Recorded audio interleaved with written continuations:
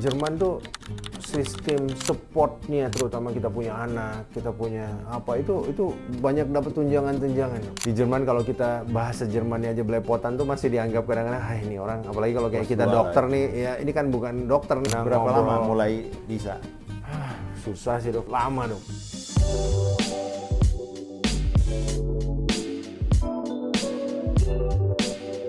Halo teman-teman, selamat datang di channel Seputar Jantung. Masih bersama dengan saya Dr. JJ. Dan di edisi kali ini saya masih ditemani oleh Dr. Denio Rijab, spesialis jantung dan pembuluh darah konsultan. Teman-teman yang sudah nonton video sebelumnya, kita bahas soal maraton dan jantung bersama Dr. Denio. Video ini adalah kelanjutannya. Jadi teman-teman yang belum nonton, saya ajak teman-teman nonton video sebelumnya tentang maraton dan jantung. Nah, di video ini saya mau ajak Dr. Denio ngobrol-ngobrol lebih ke kehidupan Dr. Denio sebagai seorang dokter jantung ya. Oke, Dr. Denio, gimana? Masih semangat nih kita ngobrol-ngobrol ya? Masih dok. Iya, Siap. Ya, teman-teman akan lihat di video sebelumnya Dr. Denio cerita mulai ikut lomba maraton di Berlin tahun 2006 ya? Half maraton dok. Half marathon 2006. Iya, 2006 udah ikut lomba maraton. Padahal yang heboh-heboh maraton ini kan baru berapa tahun terakhir. Iya ya, dulu belum Iya, ya. dok. Dulu belum heboh maraton kan. Belum dok. Kok bisa di 2006 Dr. Denio milih olahraganya maraton? Sebenarnya ini? bukan maraton full ya dok. Yang 2006 itu saya Belum, ikutnya half maraton dok. Ya udah Ya, lumayan juga kan. Iya. 21 Memang kilo. belum seramai sekarang. Dulu Berlin Marathon tuh bukan World Major Marathon, masih maraton biasa, daftarnya juga tinggal daftar tanpa perlu undian, tanpa perlu berebutan. Kenapa ya milih lari? Sebenarnya pada dasarnya dari sekolah SMA juga dulu memang udah aktif olahraga basket dok, ada ya, dan olahraga lain lah, naik gunung juga termasuk salah satunya. Cuman kemudian pergi cari sekolah dok, sekolah, dan kebetulan dapetnya di Berlin.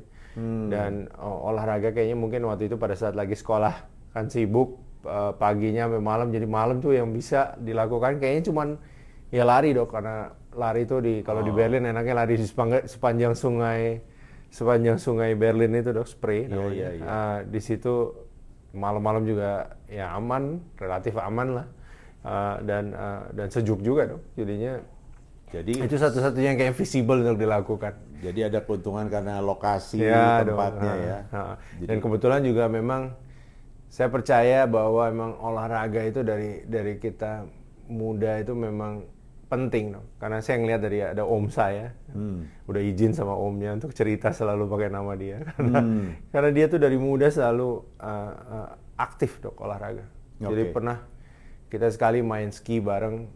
Dia main ski di usia 77 tahun udah dia. 77 main 77 ya. Dia masih main ski, saya main snowboard, tapi saya bukan profesional ya dok, cuman bisa ngeluncur aja lah, minimal ngeluncur. Saya tuh harus konsentrasi ngikutin dia supaya nggak ditinggal dong. Bukan yang lewatin loh dok, cuman konsentrasi ngikutin dia. Ngejar dia aja. Ngejar dia aja. Dia di usia 85 sebelum Covid itu dok.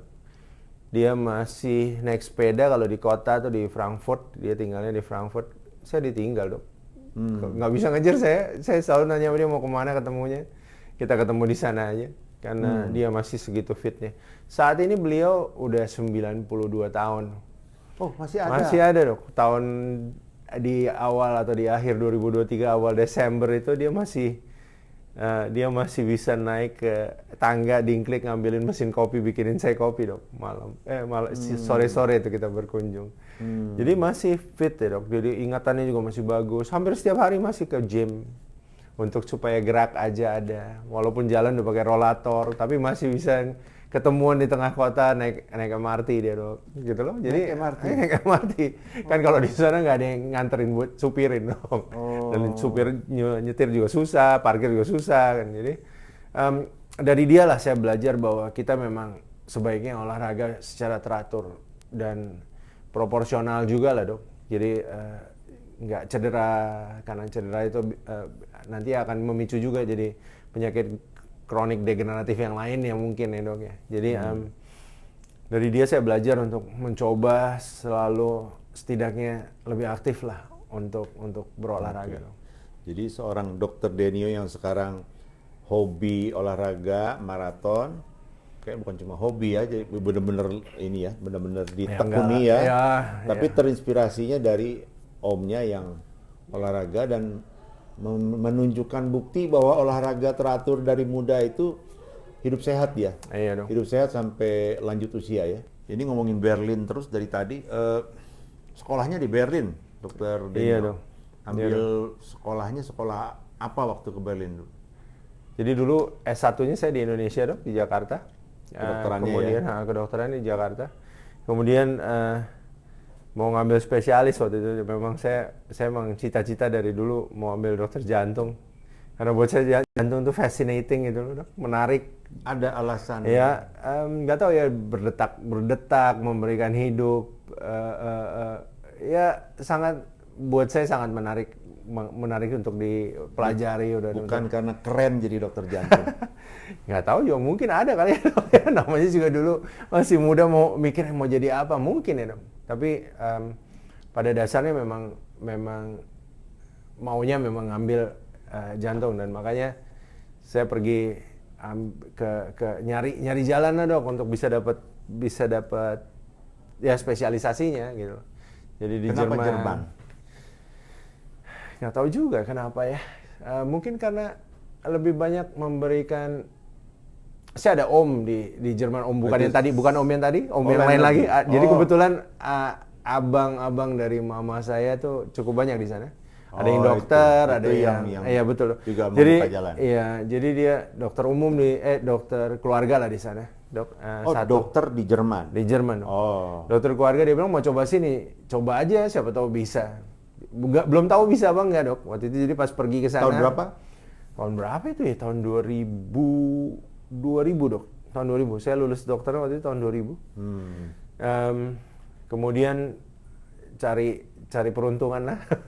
Cari kesempatan, Dok. Bisa apa enggak? Enggak ada, pergi sendiri, Dok. Nyari belajar bahasa. Pergi ke Jerman. Betul, Dok. Belum ada channel apa-apa, langsung. Iya, cuma dari om itu aja ya. Cobalah kita. Ya, terus habis itu nyari belajar bahasa dulu, nyari kemungkinannya. Kalau Jerman kan harus belajar bahasa Jerman. Iyalah, nggak mungkin kerja. Berapa lama belajar bahasa Jerman itu? Dari sebelum pergi sebenarnya udah mulai belajar. Cuman susah ya belajar di Indonesia, kan kita seminggu cuma 2 kali di Goethe Institut waktu itu belajarnya. Iya. Seminggu 2 kali, habis itu sisanya belajar bahasa Indonesia. Jadi nyampe, saya ingat banget tuh pengalaman, saya nggak bakal lupa. Pergi, udah di sini udah bawa sertifikat bahasa Jerman sebagai bahasa asing gitu. Udah pede. Nyampe di sana di bus, ngobrol sama supir bus, nggak ngerti apa-apa saya dong. Jadinya di sana masih ambil intensif kelas lah yang setiap hari dong. Di sana berapa lama mulai bisa? Susah sih dok, saya nggak begitu bakat bahasanya, jadi lama dok, butuh waktu lebih lama saya. Mungkin 1 tahun udah mulai bisa ngerti-ngerti, tapi sampai mulai kerja atau pendidikan. Jadi 1 tahun itu belajar bahasa aja. Kedokterannya sama sekali saya pergi ke sana tahun 2000 dok. Tahun 2000 tuh saya cari tahun belajar bahasa. Saya baru mulai pendidikan tuh tahun 2002 dok di Berlin. Tadinya saya tadinya di kota namanya Mannheim dok. Mannheim itu kurang lebih 1 jaman lah mungkin ya dari Berlin. Di situ saya belajar bahasa, nyari apply ke rumah sakit pendidikan yang buat sekolah dok. Mereka udah hospital base. Mereka ada 2 dok. Ada university base, ada hospital base. Yang saya pilih waktu itu yang university base dok. Nggak tahu juga kenapa, tapi saya lebih pengen yang university base. Jadi saya daftarnya ke university base. Tapi pada waktu itu berbeda dengan waktu sekarang dok. Kalau memang sekarang mau di sana, udah berbeda lah cara untuk mulainya. Jadi pada waktu itu sih apply, mereka juga masih belum tahu. Belum ada jalurnya yang secara jelas seperti sekarang. Jadi waktu dulu mereka belum tahu nih orang asing seperti ini. Kalau di Amerika kan udah ada USMLE-nya dok. Ya ada ujiannya, begitu ujian terus bisa apply. Di sana belum ada waktu itu. Jadi itu nggak ada standar bakunya. Belum ada standar bakunya. Jadi kita cuma standar bakunya adalah kita wawancara. Profesornya bilang ya boleh, bisa, kita mulai urus izin-izinnya. Hanya wawancara aja? Wawancara aja, tapi nanti setiap harinya dilihat dilihat dari gimana kita kerja, gimana kita Nggak ada ngejawab. tes itu? Nggak ada dong. Tes tertulis nggak ada? Pada waktu itu belum ada dong. Sekarang udah ada. Tapi pada waktu itu mereka tuh sangat, kalau dari yang saya perhatikan ya, sistem pendidikan Jerman tuh sangat mandiri, otodidak juga. Nggak ada kelas-kelas kayak kita di sini, mesti ada kelasnya, ada yang ngajarin. Ini nggak, mereka cuma ngelihat bisa. Ngelihat, dijelasin 1-2 kali mungkin. Terus habis itu praktek.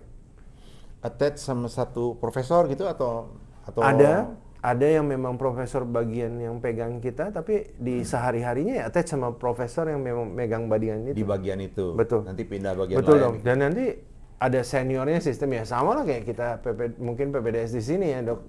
Ada seniornya yang ngajarin kita, ada berjenjangnya. Cuman mereka benar-benar ngelihat kita, kalau memang kita bisa dipercaya atau bisa diberikan tanggung jawab, mereka akan sangat open untuk kita untuk belajar. Ya semua balik lagi ke kita sih ya dok. Saya rasa di mana aja sama, di Indonesia juga pasti sama.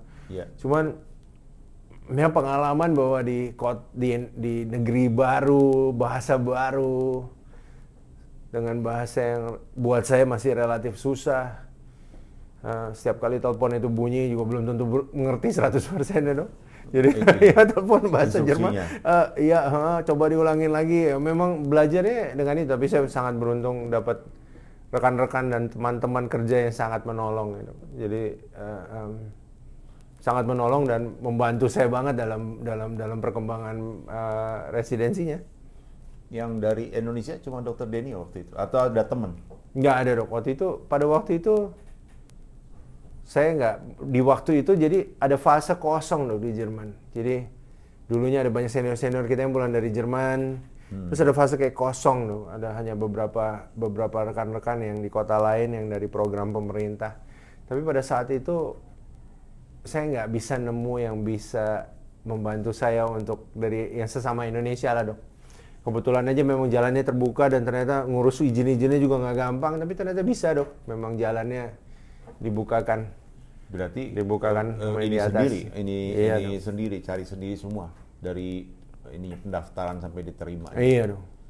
Oke. Saat ini sekarang tapi udah nggak kayak dulu dok. Saat ini udah lebih jelas. Jadi kalau dulu kita nggak tahu nih kita bisa tinggalnya berapa lama, izin praktek, izin tinggal. Jadi ada izin tinggal, ada izin praktek, ada izin kerja dok. Itu tiga harus punya, dan satu untuk bisa punya satu harus punya yang lain punya yang satu lagi. Jadi sangat membingungkan pada waktu itu. Tapi kalau saat ini udah lebih jelas, mereka datang ujian langsung dok. Jadi tapi ujian lebih susah kan kalau ujian, harus lulus dia ujian. Ya kalau yang lain bisa, kita bisa lah dok. Pasti saya punya moto cuma satu itu aja dulu. Kalau yang lain dulu pada bisa, kita juga harus bisa. Harusnya bisa kita, karena ya balik lagi ke kita ya kalau dok saya bilangnya.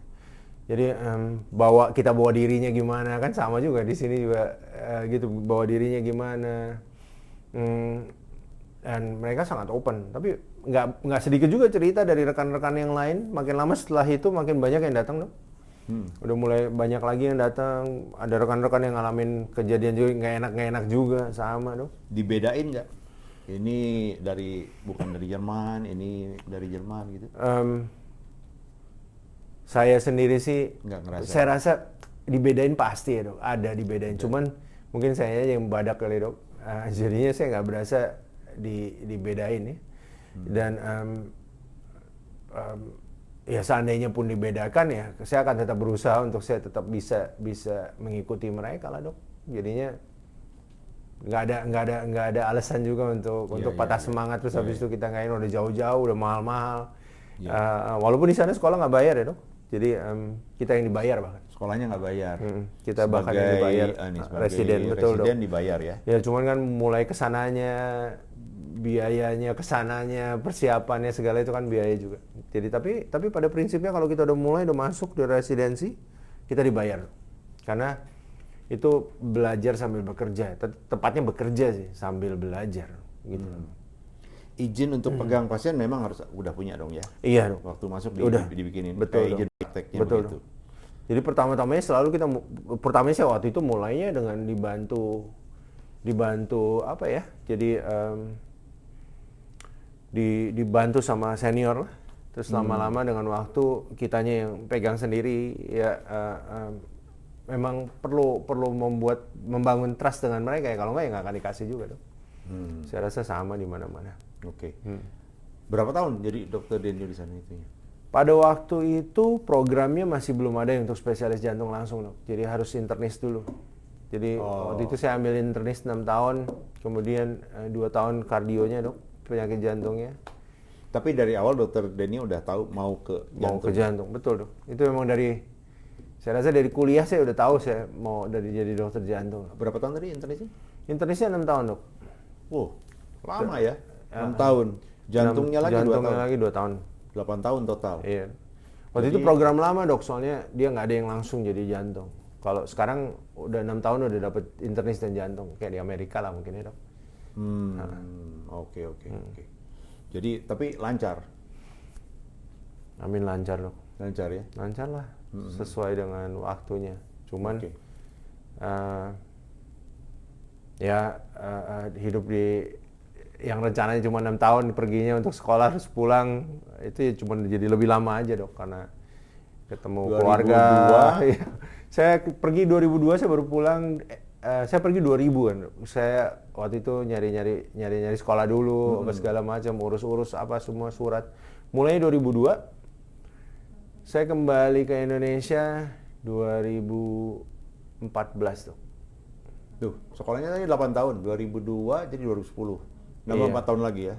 Iya dok. Waktu mulai sekolah, dokter Denio udah menikah di sana waktu itu? Belum dok. Jadi waktu 2002 pergi masih sendirian dok. Kemudian ya makanya rencananya tadi kan sekolah cuma 6 tahun dok, terus habis itu mau ambil kardionya jadi 8 tahun. Tapi setelah itu pulang ketemu istri dulu di sana. Istri juga waktu sekolah. Iya waktu sekolah dok. Jadinya terus baru nikah akhirnya. Jadi abis itu istri juga dari lagi sekolah juga dok di sana, jadi ngambil kebidanan kandungan di sana. Jadi mau pulang belum bisa, terus habis itu mau punya anak di sana juga. Di sana juga. Mau pulang juga belum bisa, terus akhirnya jadi ya gitulah dok. Jadi jadinya dari rencana cuma 6 tahun, akhirnya saya total 14 tahun saya di sana. Makanya 14 tahun. Iya. Anak-anak jadi lahir di sana semua. Lahir di sana dok. 2 ya anaknya. Iya dok. Kalau dibandingin dulu sekolah kedokteran kan di Indonesia, lalu sekolah spesialisnya di Jerman ya. Yang dokter Denny lihat perbedaannya apa ya? Sistem pendidikan di sana tuh lebih mandiri dok. Jadi saya rasa itu yang membuat berbeda ya. Jadi mereka tuh jarang banget dapat. Memang di kuliah kedokterannya sendiri mereka dapat kuliah-kuliah. Tetapi bimbingan itu nggak sebanyak kayaknya kalau saya lihat di Indonesia ya dok. Ya kebetulan dokter Denny kan dosen juga di sini ya, jadi tahu ya. Jadinya lebih mandiri mereka. Jadi yang namanya belajar tuh berbeda. Jadi mereka belajar tuh cuma ditunjukin 1 kali, habis itu mereka yang ngejalanin sendiri. Bukan karena waktu itu kan di sini kan umum, di sana spesialis. Bukan karena itu perbedaannya. Nggak juga kan, kita juga karena saya di rumah sakit pendidikan dok, di university base, kita juga ngajar koas juga dok. Jadi sambil sekolah ngajar koas? Iya, sambil residen kita ngajar koas juga, jadi dapat tugas-tugas juga untuk koas. Kadang-kadang tugas-tugasnya udah cuman sendirian ngurusin stasiun itu, bangsal itu, terus habis itu mesti ngurusin koas lagi. Time managementnya aja yang harus lebih bagus ya. Tapi secara keseluruhan memang kalau saya lihat kemandirian belajarnya itu aja yang berbeda. Dan lebih bagus rasanya model gitu? Semua ada plus minusnya ya dok, kalau saya bilang. Apakah lebih bagus? Ya bagus di sistem pendidikan mereka ya dok.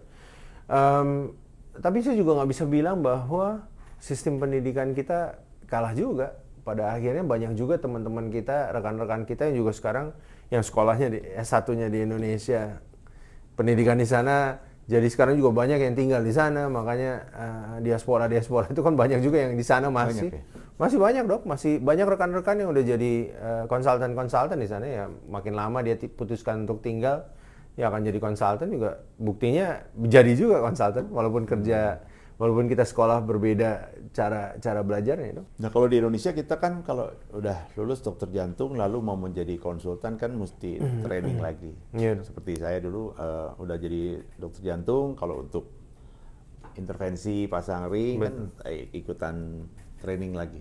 Kalau di Jerman begitu juga atau langsung lulus langsung? Sama dok. Oh tetap sama juga.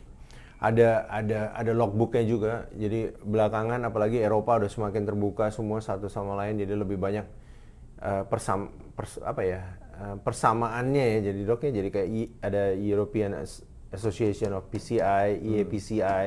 Itu udah mulai ada logbooknya. Jadi yang untuk tadinya sebenarnya kalau kita masih pakai sistem lama Jerman tuh nggak ada logbooknya untuk kateternya dok. Jadi pada saat kita jadi konsultan kita akan melakukan kateter secara teratur, yaitu yang akan dipakai sebagai tanda bisa apa enggak. Karena dari direkturnya atau profesor kita yang melihat, oh ini udah bisa, dia boleh jaga malam, dia boleh bikin primary PCI atau primary pada saat orang serangan jantung. Tapi dengan adanya European ESC kurikulumnya, ya semuanya jadi lebih teratur juga dok. Jadi lebih jelas lah dok. Jadi ada logbooknya, dengan logbook ini kita udah dapat ya kita bisa dapat gelar konsultan untuk intervensinya, gitu dok. Tetap harus ada training khusus. Tetap harus ada ya. Nggak langsung lulus sebagai kardiolog tuh bisa langsung. Ya ada batasan-batasannya dok. Memang kapan dia dibilang bisa langsung, kapan dia dibilang ini. Ada yang memang dari awalnya di rumah sakit tertentunya mereka udah buat itu dulu sebelum mereka itu ada juga dong. Karena di Jerman tuh sistemnya kan ada university base, ada hospital base tuh. Jadi university base itu dia berafiliasi dengan universitas, kalau hospital base itu dia berafiliasi dengan di rumah sakit nih. Yeah. Jadi rumah sakit. Jadi di Jerman tuh ditentukan dok siapa sih yang boleh mendidik. Jadi udah ada listnya siapa orang. Jadi saya kalau mau misalnya saya mau ambil ilmu penyakit jantung dan pembuluh darah misalnya, ya saya tinggal pergi cari list orangnya, dokter siapa aja. Bahkan dokter yang praktek umum pun boleh mendidik kalau dia punya. Cuman biasanya mereka cuma punya waktu mendidiknya 6 bulan biasanya.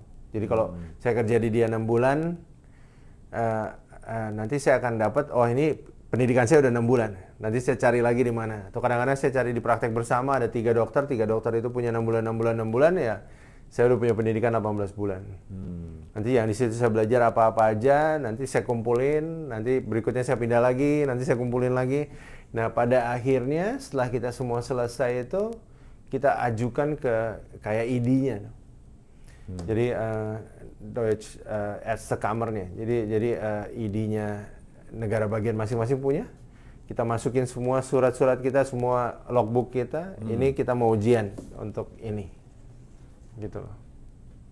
Terus nanti diuji di ID itu, dok. Maksudnya bukan ID lah, Deutsche Ärztekammernya itu. Jadi kayak ID-nya kita. Iya, kamar. Ärztekammer ya? Enggak juga. Ärztekammer itu kayak ikatan dokternya. Oh. Ikatan dokter lah, Ärztekammer. Mereka nguji? Ikatan dokter. Jadi mereka punya komite sendiri yang untuk menguji. Jadi nanti kita ujiannya diuji dengan dalam bentuk lisan, kasus-kasus, diskusi kasus. Nanti ada 5 pengujinya nanti. Nah kemudian Dr. Denio memutuskan untuk balik ke Indonesia kan ya? Padahal tadi ada banyak juga yang memutuskan untuk lanjut di sana mereka. Itu apa dasarnya? Karena mau balik ke Indonesia untuk bantu lah dok, untuk ngajar terutama salah satunya. Saya sendiri ngajar ya di salah satu universitas ini ya. Iya dok. Jadinya itu alasan utamanya sih sebenarnya. Sebenarnya kalau dipikir-pikir lebih banyak, mungkin ya godaan untuk tinggalnya di sana juga lebih juga besar ya dok. Sangat memungkinkan untuk sangat dong. Udah pada akhirnya kita juga udah dapat izin praktek seumur hidup, udah green card juga dok. Jadinya udah dok. Oh sebetulnya kalau mau lanjut udah tinggal lanjut aja. Cuman dari pertamanya kita udah putuskan untuk balik ya, jadi balik. Oke. Iya. Tahun berapa Dr. Denio balik sih? Tahun berapa? 2014 dok. 2014 tuh balik 2015 lah, 2015 atau 14 atau 15. Kayaknya akhir-akhir 14. Nah, kalau lulusan dari luar kan di sini mesti mesti Adaptasi dok. adaptasi. Dulu adaptasi berapa lama jadinya di sini? 1 tahun dok. 1 tahun aja. Jadi selesai terus adaptasi 2015 udah jadi SPJP di sini. 2016 dok. 15 saya baru mulai proses adaptasinya baru mulai. 2016 selesai dok. Oke. Baik, saya kira mungkin banyak teman-teman yang juga tertarik mau ambil sekolah ke luar seperti Dr. Denio begini. Kira-kira ada tips-tipsnya tadi secara praktis? Iya dok, saya rasa kalau memang mau pergi keluar ya harus cari tahu dengan benar ya dok. Jadi maunya di mana, maunya apa. Sekarang informasi kan sekarang lebih mudah. Kalau dulu kan kita nggak bisa cari di internet kan nggak ada belum tentu semua ada informasinya. Tapi sekarang dengan informasi yang sangat terbuka gini kita jadi lebih mudah untuk dapatnya. Dan lebih mudah juga berhubungan dengan orang-orangnya. Dulu kan mesti telepon satu-satu juga nggak ada, handphonenya juga belum ada yang handphone sekarang smartphone gitu kan, mesti yang satu-satu yang masih lama gitu. Iya. Jadi harus tahu aja yang mana. Sekarang apalagi dengan sekarang terbuka di negara-negara tertentu bahkan bisa tinggal dan banyak yang nggak pulang. Makanya kalau memang proses adaptasinya dibuat lebih mudah, saya rasa banyak rekan-rekan yang mau pulang. Saya yakin biar gimana pun juga Indonesia ya home sweet home ya, dok. Iya. Ya mau tinggal di luar seenak apapun yang dicari makanan Indonesia udah pasti itu kita cariin. Iya. Ya kan dok. Kalau biaya gimana? Kalau biaya sih ya saat ini kan kalau kita tinggal di sana dan kerja di sana dan berpenghasilan di sana dengan mata uang euronya ya aman ya dok. Cuman Cukup artinya? Cukup. Dari gaji residen itu cukup untuk cukup, biaya? lebih dari cukup. Apalagi ya lebih dari cukup dong. Lebih dari cukup. Apalagi kalau nggak berkeluarga ya. Tapi kalau berkeluarga pun cukup dong. Karena Jerman tuh sistem supportnya, terutama kita punya anak, kita punya apa itu banyak dapat tunjangan-tunjangan dong. Even orang asing? Even orang asing harusnya dong. Even orang asing. Oke. So bukan hal yang terlalu susah sebetulnya kalau gitu mau sekolah. Kalau ditanya susah, mungkin pasti semua ada kesusahannya sendiri ya dok. Sama kayak kita sekolah di sini untuk dapat sekolahnya aja, kadang-kadang ya kan susah dok untuk dapatnya. Sampai nanti udah dijalanin, dia gampang kayaknya dapat gampang. Ada kesusahannya masing-masing lah. Saya ingat ngurusin izin bisa mulai aja itu 1 tahun lebih dok, baru bisa dapat izinnya untuk bisa mulai.